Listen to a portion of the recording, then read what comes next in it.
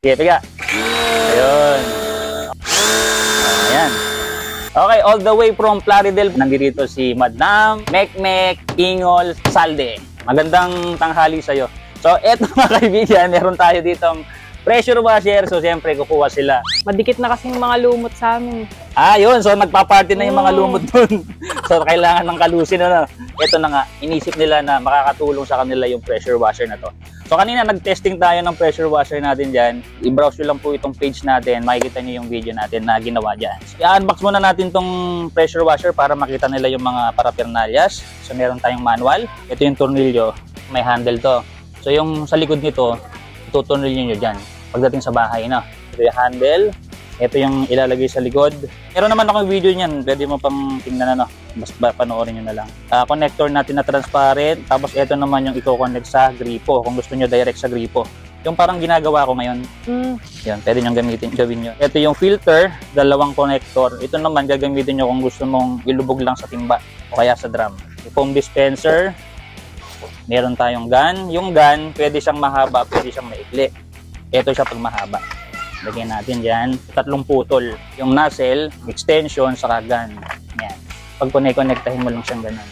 Tapos subukan mo. So, syempre, parang training na to. Kasi pagdating sa bahay nito, wala na ako doon. Ipaikutin mo. Push, paikot. Counterclockwise. Ayun. Ayun, madali lang. Ibalik mo. Ikot mo lang. Ayun, pag pumasok, push, ikot uli. Kaliwa. Ganun lang din. Ayan. Itong foam dispenser, lalagyan mo lang to ng sabon, any liquid soap para mabula yung huhugasan mo. Ikot pa kanan. Ganun lang din. Kabila. Bilang, huwag kang matense. Baliktad. Nakaganyan. Hindi ganyan, ha? Hindi ganyan. Ito. Ganyan. Pwedeng ganyan. Pwedeng ganun.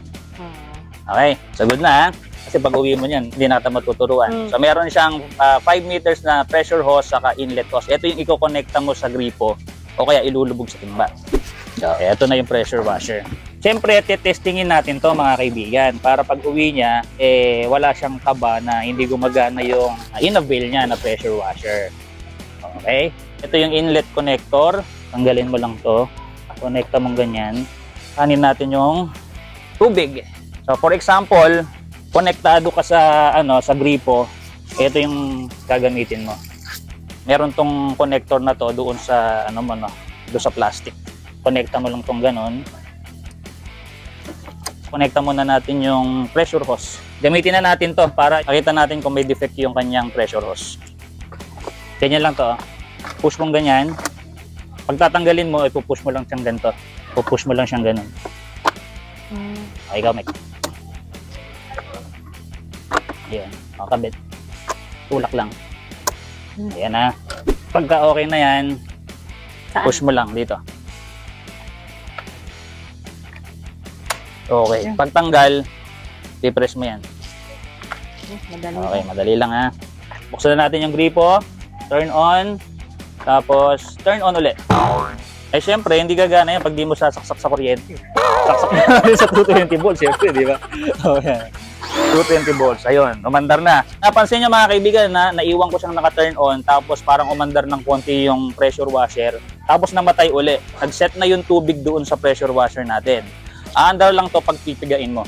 Pigain mo. Ito mo itutok. Sige, piga. Ayun. Andiyan nga mawasa pala si Andy dito. Dito. Yan. Okay. Sige lang. Na-adjust yan, ha. Sige, ipaikutin mo. Sige lang. Ayan. So, ayan yung pakalat. Tapos, ito naman yung patulis. Sarap. Magaan lang. Magaan gamitin? Magdali lang bang i-assemble palagay mo pag dadating na sa inyo? Okay.